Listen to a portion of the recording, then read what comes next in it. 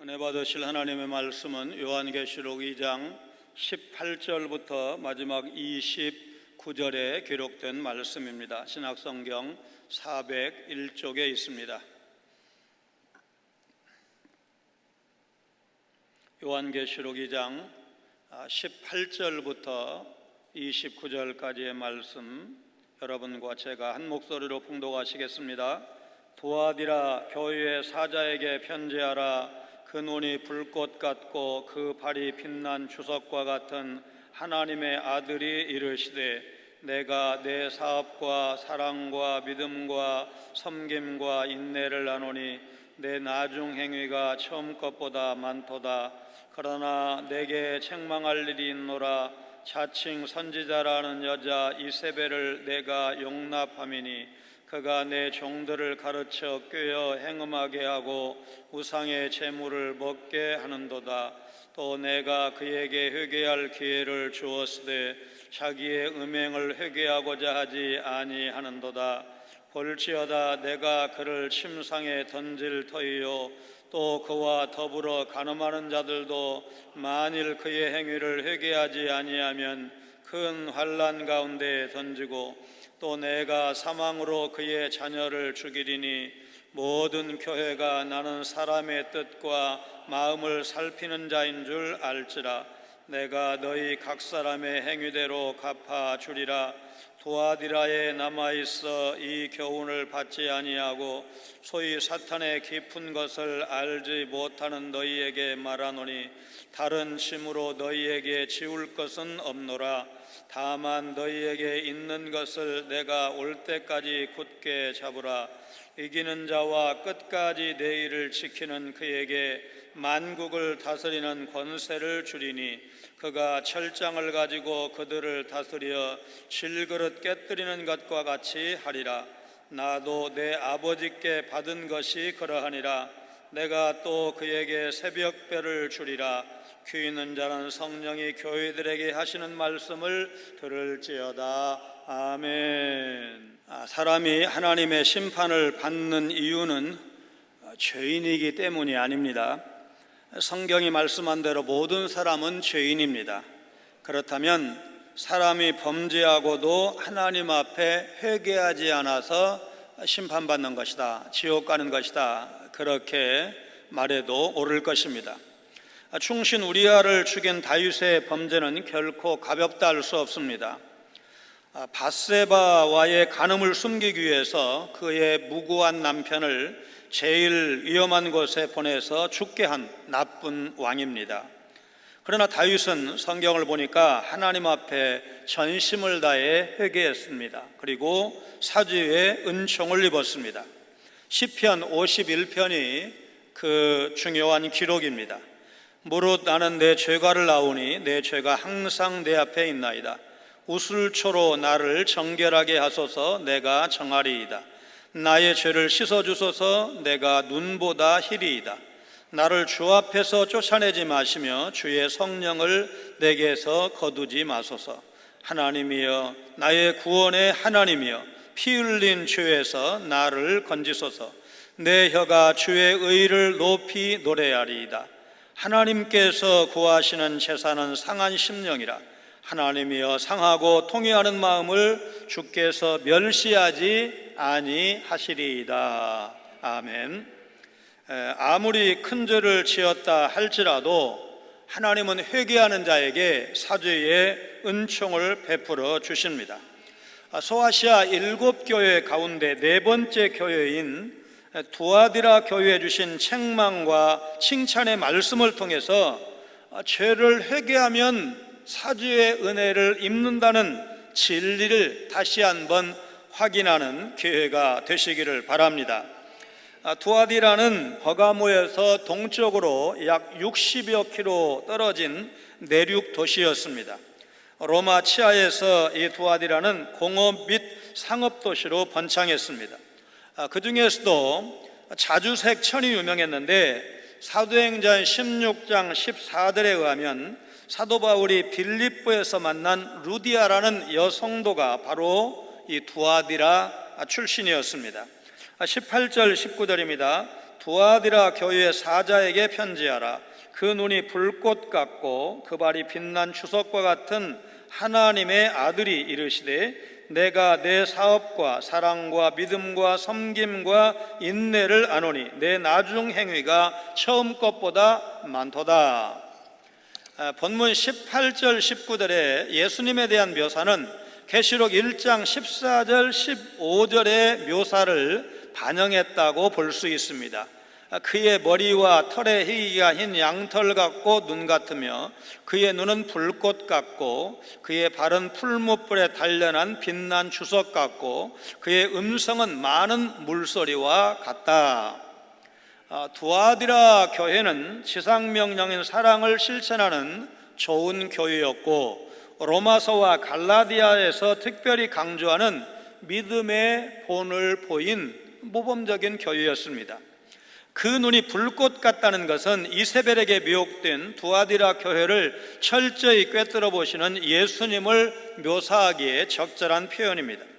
불꽃 같은 눈을 가지신 예수님은 두아디라 교회의 사업과 사랑과 믿음과 섬김과 인내를 잘 아십니다.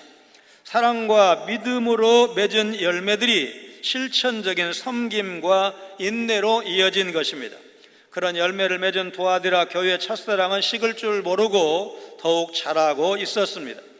주석과 같이 빛나는 청동이죠. 청동과 같이 빛나는 예수님의 발은 진리를 거스르는 원수를 밟아서 정복하시는 영광스러운 능력을 상징한다 할 것입니다. 두아디라 교회가 주님께 인정을 받고 나중 행위가 처음 행위보다 많은 것도 칭찬을 받았습니다. 이 말씀은 2장 4절에서 처음 사랑을 버렸다고 책망받은 에베소 교회와 대조되는 평가라 할 것입니다. 이 두아디라 교회 성도들은 사랑으로 가난하고 연약한 자들을 섬겼습니다. 환난 중에도 인내함으로 믿음을 지키는 일에 계속 힘써 성장을 이루었던 교회의 성도들이었습니다. 세상 일이나 주님을 섬기는 일이나 용두사미로 끝나는 경우가 적지 않은데 오늘 우리 성도들은 두아디라 교회 성도들의 본을 받아서 처음보다 나중이 나은, 지금까지 주님을 사랑하고 섬긴 것보다 이후에 주님을 더 많이 사랑하고 더 신실하게 섬기는, 그래서 주님께 칭찬받는 믿음의 사람들 되시기를 주님의 이름으로 축원합니다. 주님은 두아디라가 자칭 선지자 이세벨을 용납했으므로 책망을 하십니다. 20절로 23절입니다. 그러나 내게 책망할 일이 있노라. 자칭 선지자라는 여자 이세벨을 내가 용납함이니 그가 내 종들을 가르쳐 꾀어 행음하게 하고 우상의 제물을 먹게 하는도다. 또 내가 그에게 회개할 기회를 주었으되 자기의 음행을 회개하고자 하지 아니하는도다. 볼지어다 내가 그를 심상에 던질 터이요 또 그와 더불어 간음하는 자들도 만일 그의 행위를 회개하지 아니하면 큰 환난 가운데에 던지고 또 내가 사망으로 그의 자녀를 죽이리니 모든 교회가 나는 사람의 뜻과 마음을 살피는 자인 줄 알지라. 내가 너희 각 사람의 행위대로 갚아주리라. 두아디라 교회도 예수님의 책망을 피하지 못했습니다. 자칭 선지자라고 주장하는 여자 이세벨을 용납해서 행음과 우상의 제물을 먹는 죄에 빠졌기 때문에 책망을 받은 것입니다. 이 이세벨이 누구냐? 아하방의 아내인데 열왕기상 16장 30절로 33절을 보면 원래 시돈 왕의 딸이었습니다. 이스라엘의 아합에게 시집을 와서 남편 아합 왕뿐만 아니라 이스라엘 전국에 바알 숭배를 크게 퍼뜨린 아주 나쁜 여자였습니다. 여기 언급된 행음하고 우상제물을 먹은 것이 영적으로 말씀하는 건가 아니면 실제로 그런 행동을 했다는 것인가? 이 문제의 답을 24절에 언급된 다른 짐이라는 말에서 찾을 수가 있습니다. 사도행전 15장 28절을 보면 다른 무거운 짐이라는 말씀이 나오는데 기독교로 개종한 이방인 성도들을 위해서 사도들이 모여서 회의를 합니다. 유대인들의 전례를 지키게 할 것인가 아니면 이방인 출신 성도이기 때문에 그것은 너무 과도하고 꼭 지켜야 할 것이 무엇인가 의논 끝에 우상의 제물을 먹지 말라, 피와 목매어 죽인 것을 먹지 말라, 음행을 멀리하라, 이 세 가지만 지키게 하고 다른 것은 지키라고 강요하지 말자, 이런 결정을 한 바가 있습니다. 두아디라 교회가 우상의 제물을 먹었다는 것도 문자적인 의미로 보는 것이 자연스럽습니다. 당시 두아디라는 무역이 성행한 도시였습니다. 그러다 보니까 모직조합, 직조조합, 염색조합, 제혁조합, 가죽, 그 다음에 도기, 그 도자기 같은 거, 도기조합, 제빵조합, 대장장이 조합, 심지어 노예 매매 조합도 있었는데 상인 조합인 길드에 가입하지 않고 경제 활동을 하는 것은 거의 불가능에 가까웠습니다. 그런데 이 동업조합은 각 조합마다 수호신이 있었습니다. 그래서 회원들은 그 조합에서 행하는 제사 의식에 참여해야 했고 또 우상에게 바쳐진 제물을 먹어야 했습니다. 두아디라 교회의 그리스도인들에게 문제가 된 것은 경제적 모임인 길드가 종교적 색채도 띄었다는 것입니다. 무역에 종사하는 성도들 입장에서 경제적 생존과 신앙 사이에서 적지 않은 부담을 느꼈을 것입니다. 무엇보다도 이 길드 활동에는 이방 우상에게 바치는 공동 식사와 같은 축제가 있었습니다. 그리고 그 축제는 종종 음행으로 이어졌습니다. 두아디라 교회가 예수님으로부터 책망을 들은 우상의 제물과 행음은 바로 이런 배경에서 이해할 수가 있습니다. 그런데 문제는 행음에 대해서 예수님께서 회개할 기회를 주셨는데도 그들이 거부한 것입니다. 이세벨은 이스라엘의 우상 숭배에 빠지게 하는데 앞장선 인물이라고 했습니다. 여기에 언급된 이세벨은 자칭 선지자라 하는 자로 두아디라 교회를 하나님의 깊은 것이 아니라 사탄의 깊은 것 안으로 인도했습니다. 구체적으로 이들은 그리스도인이 우상의 제물을 먹고 간음을 행하고 우상 숭배와 뗄 수 없는 관계인 상인 조합 길드에 참여하도록 분위기를 몰아간 것으로 보입니다. 우리도 시장 상인회가 중심이 되어서 연초니까 금년에 장사 잘 되게 해달라고 고사 지내자, 그래가지고 돈을 모아서 고사를 지낼 때 우리 믿는 성도들이 이거를 참여를 해야 돼 안 해야 돼 이제 고민하는 것을 생각을 하면 아마 이 당시의 상황을 짐작할 수가 있을 것입니다. 예수님은 두아디라 교회를 잘못된 길로 빠지게 한 이세벨을 침상에 던지시고 그녀와 행음하고 회개치 않은 자들도 큰 환난에 빠뜨리실 것이라고 22절에서 선포를 하십니다. 여기 침상에 던진다는 말은 질병의 침상을 의미합니다. 질병으로 벌하신다는 말입니다. 죽이겠다는 말씀과 같습니다. 침상에 던진다는 말은 큰 환난 가운데 던진다는 그런 뜻입니다. 주님은 이세벨의 자녀들, 이세벨을 따라서 행음한 자들도 죽이겠다고 선언하십니다. 그렇게 하심으로써 주님이 사람의 마음과 뜻을 감찰하시는 분이시고 행위대로 보응하시는 분임을 알게 하실 것입니다. 마태복음 16장 27절을 보면 인자가 아버지의 영광으로 그 천사들과 함께 오리니 그때에 각 사람이 행한 대로 갚으리라. 주님께서 다시 오실 때 행한 대로 갚으시겠다고 말씀을 하시는데 두아디라 교회에 지금 주님이 그렇게 말씀하신 주님이 회개하지 않으면 내가 그 죄대로 갚겠다고 말씀하시는 겁니다. 리더의 길이라는 책에 서울 영락교회 담임 목사로 섬기다 은퇴하신 이철신 목사님의 회심 장면이 나옵니다. 고등학교 1학년 겨울 방학 때였습니다. 저는 가족과 함께 기도원에 갔는데 그곳에서 열린 집회에 참석했다 회심하게 되었습니다. 모두 눈물을 흘리면서 기도하고 박수치고 찬양하며 소리를 지르는 가운데 집회가 진행되었습니다. 집회를 이끄시는 목사님은 연신 회개하라고 외쳤습니다. 그때마다 저는 나와 상관없는 이야기라고 여기고 딴 생각에 빠져 있었습니다. 저는 회개할 것 없는 완벽한 신앙인의 모습으로 살아가고 있다고 자부했던 것입니다. 옆에서 자신의 죄를 뉘우치면서 눈물 범벅이 되어서 기도하는 분들 틈에서 저는 쭈뼛쭈뼛 어찌할 바를 몰랐습니다. 속으로 나는 정말 열심히 교회 생활을 하니 회개할 것 없다 생각하면서 주위 사람을 신기하게 쳐다봤습니다. 며칠 후 회개하라는 말을 수십 번 듣다 보니까 나도 회개라는 걸 한번 해볼까?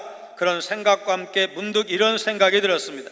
회개거리를 찾지 못하고 회개거리가 없다고 자신하는 교만한 생각이 죄는 아닐까? 이것이 첫 번째로 떠오른 저의 회개거리였습니다. 이렇게 시작한 회개는 끝도 없이 이어졌습니다. 성령께서 죄를 생각하게 하시고 그 죄를 회개하신다는 사실을 느꼈습니다. 하나님께서 제가 지은 죄의 현장 화면을 생생하게 보여주시는데 도망갈 데가 없었습니다. 지금은 이렇게 입으로 가슴으로 회개하면서 눈물을 흘릴 수 있지만 나중에 하나님 앞에 섰을 때 내 죄를 놓고 심판하실 때는 얼음처럼 얼어붙어 꼼짝을 못할 것 같았습니다. 저에게 그렇게 많은 눈물과 콧물이 있는 줄 몰랐습니다. 완전히 자아가 깨지는 경험을 했습니다. 그 전에는 책임감과 의무감 때문에 교회 생활을 했다면 회심 후에는 알 수 없는 감동의 눈물을 흘리며 노래하고 감사함으로 임하게 되는 변화가 생겼습니다. 사실 저는 이제 학생 때 이제 예배 열심히 참석하면서 그 말씀을 통해서 예수님이 하나님의 아들이시고 그분이 나의 주님이시고 이제부터는 주님 뜻대로 살아야 되겠다. 그래서 이제 배운 대로 성경 읽고 기도하고 공예배 참석하라고 배웠기 때문에 이제 방학 때는 수요 예배도 좀 나오고 졸기도 했고 새벽기도 나오려고 애를 쓰고 이제 그런 그 삶을 살아왔는데 이 목사님도 믿는 가정에서 성장을 하셨기 때문에 이제 이런 과정을 간증을 하셨습니다. 투아디라 교회는 거짓 선지자를 분별하고 배척해야 했지만 오히려 그 꼬임에 넘어가 버렸습니다. 주님은 거짓 선지자에게 회개할 기회를 주셨지만 거부했고 그 죄에서 헤어나지 못했습니다.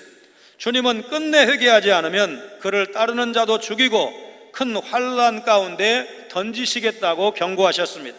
그렇게 하심으로 인해서 주님께서 불꽃 같은 눈으로 사람의 마음을 살피시는 분이시고 각 사람의 행위대로 갚아주는 심판주이심을 저들로 알게 하겠다고 말씀하셨습니다.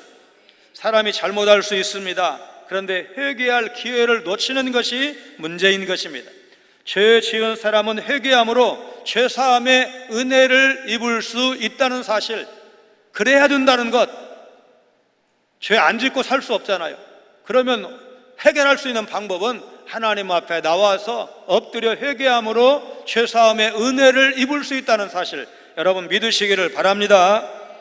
주님은 두아디라 교회에게 그들에게 있는 사업과 믿음과 사랑과 섬김과 인내를 주님이 오실 때까지 굳게 잡으라고 명령하셨습니다.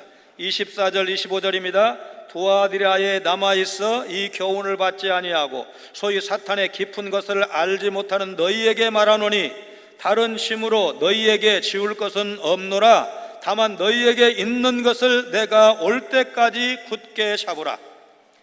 사탄의 깊은 것을 알지 못하는 너희라는 말씀과 남아있다는 표현을 함께 고려할 때 두아디라 교회 성도 중 일부가 사탄에 빠져서 거짓된 교훈을 적극적으로 배우고 따르고 있다는 사실을 암시하고 있습니다.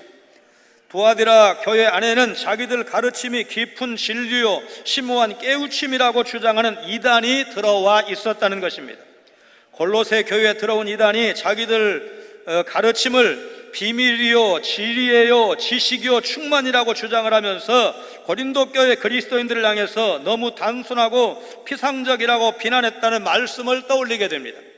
오늘날에도 신천지와 이단들, 이방 철학자들은 자기들의 가르침이 깊고 심오하다고 주장을 하면서 기독교의 가르침은 너무나 단순하고 쉽다고 비웃는 것을 생각하면서 2000년 전에도 그런 이단들이 있었구나, 그 사실 좀 쓴웃음을 우리가 짓지 않을 수가 없습니다. 여러분 잘 아시는 바와 같이 신천지 집단에서는 모략이라는 말을 거짓말이라고 해석을 합니다. 그러나 히브리어 에사는 모략이라고 우리말 성경에 번역을 했는데 거짓말이 아니라 충고라는 뜻입니다. 선한 충고, 그렇게 번역하기도 했습니다. 신천지는 그들의 거짓말을 합리화할 수 있는 내용만 취사 선택을 해서 사용을 하고 있습니다. 그러나 하나님의 기록된 말씀인 성경이 거짓말에 대해서 얼마나 무섭게 경고를 했느냐, 요한계시록 21장 8절에 보면 거짓말하는 자들은 불과 유황못에 던져진다. 천당 간다는 겁니까? 지옥 간다는 겁니까? 여러분, 지옥 간다고 분명하게 말씀했습니다. 흉악한 자, 살인자, 음행하는 자, 점술가들, 우상 숭배자들과 함께 불과 유황못에 던져질 것을 분명하게 예수님이 경고하셨습니다. 그러니까 신천지의 거짓말에 속아 넘어가면 안 됩니다. 거짓말하는 거 나쁩니다. 남은 자 사상은 열왕기상 19장 18절에서 찾을 수가 있습니다. 엘리야 선지자는 여호와 하나님을 섬기는 사람이 그 시대에 자기밖에는 없는 줄로 알고 힘들어했지만, 죽고 싶다고 했지만 하나님은 바알에게 무릎 꿇지 않고 입 맞추지 않은 사람 7,000명을 남겨두셨습니다.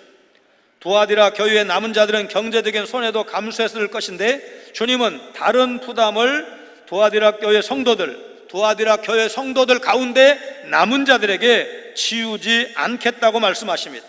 두아디라 교회의 이 신실한 성도들은 주님이 다시 오실 때까지 그들이 가지고 있는 것, 곧 사탄을 따르지 않은 순수한 신앙을 굳게 잡아야 했습니다. 여러분, 요한이 두아디라 교회 신실한 성도들에게 이미 있는 것을 굳게 잡으라고 당부했다는 사실을 여러분 절대로 잊으시면 안 됩니다. 신앙생활이라는 것은 자꾸 새로운 것을 쫓아가는 것이 아닙니다. 올바른 신앙은 초대교회부터 내려오는 신앙을 붙잡아야 됩니다.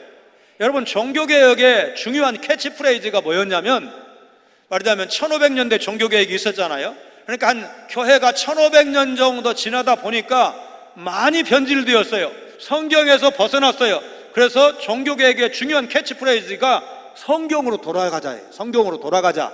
그 다음에 성경에 기록된 초대교회의 모습을 보니까 지금 1500년대 자기들의 교회의 모습이 너무 멀리 와 있는 거예요.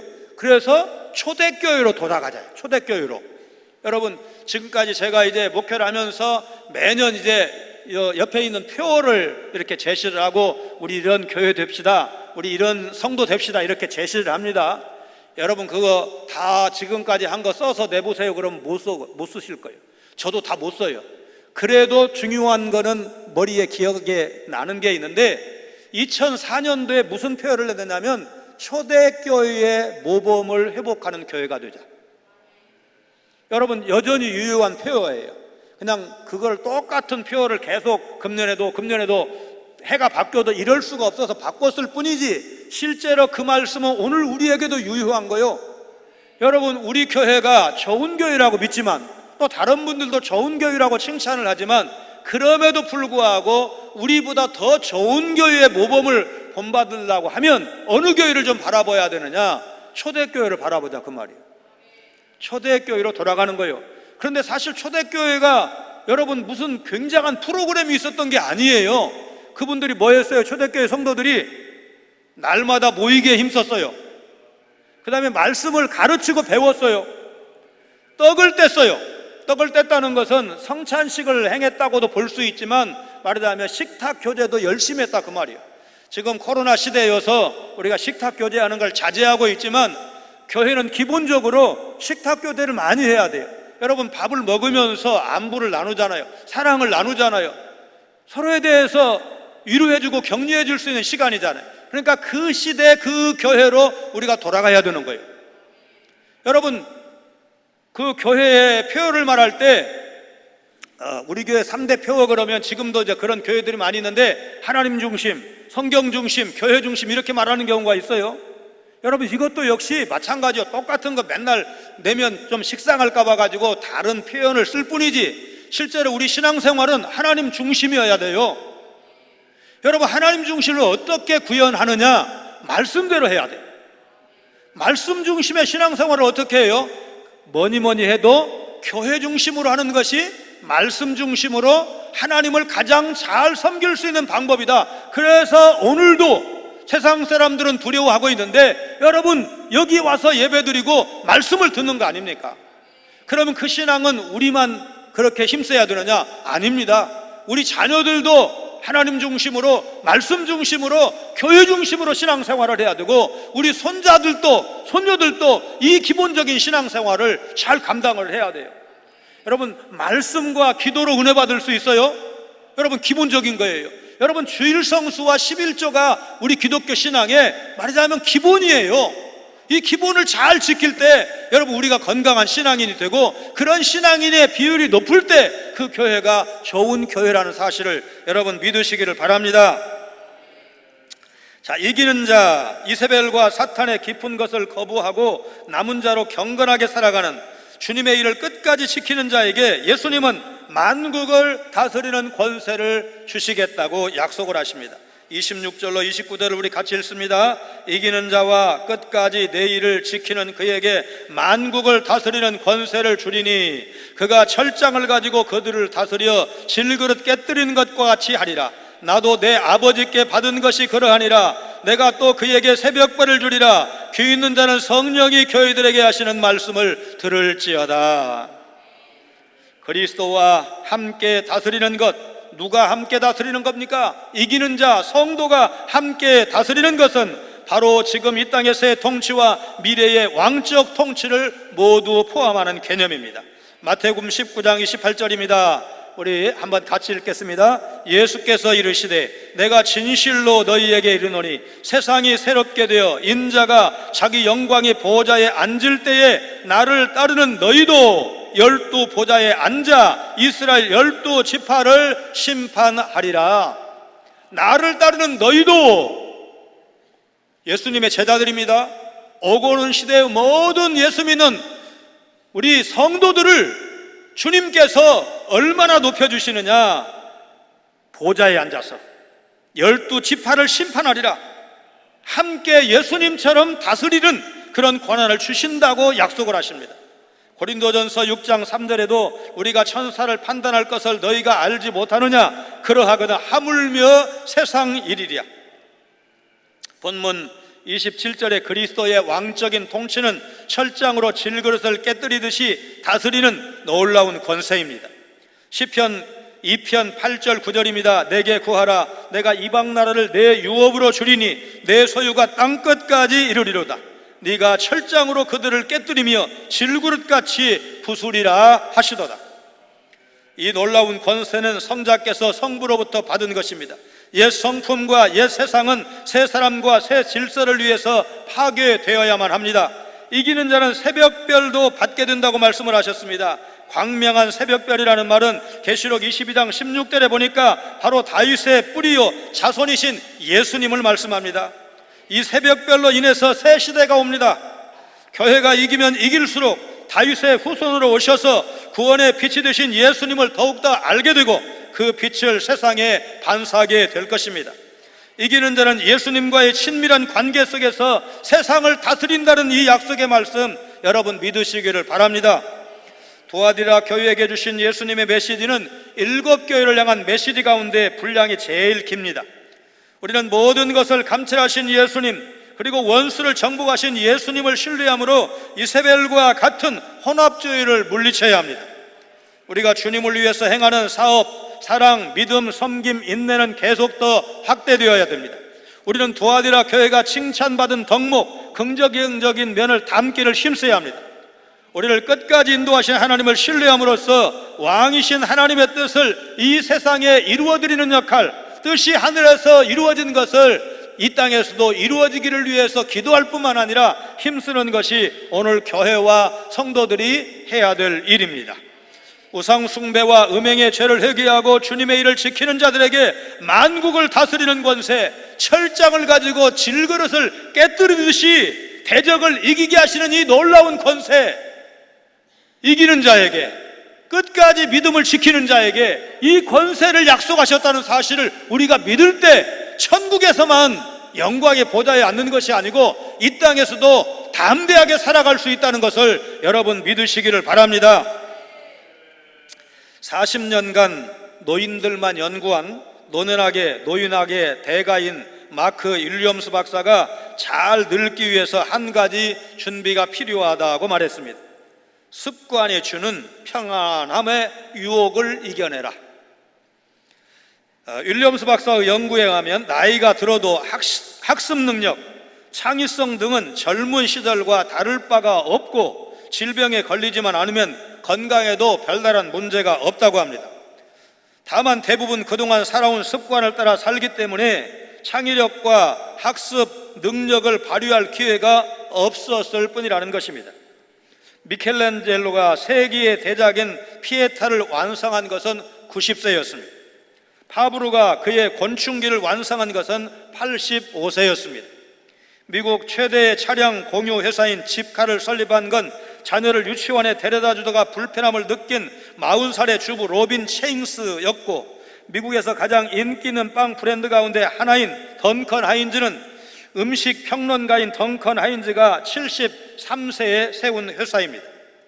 믿음으로 구원받은 새로운 피조물이 되었으면 이제 하나님의 자녀에게 합당한 변화가 차근차근 일어나야 합니다. 구원받아 새로운 피조물이 된 그리스도인답게 새로운 삶을 살아야 되겠다 결심하시기를 바랍니다.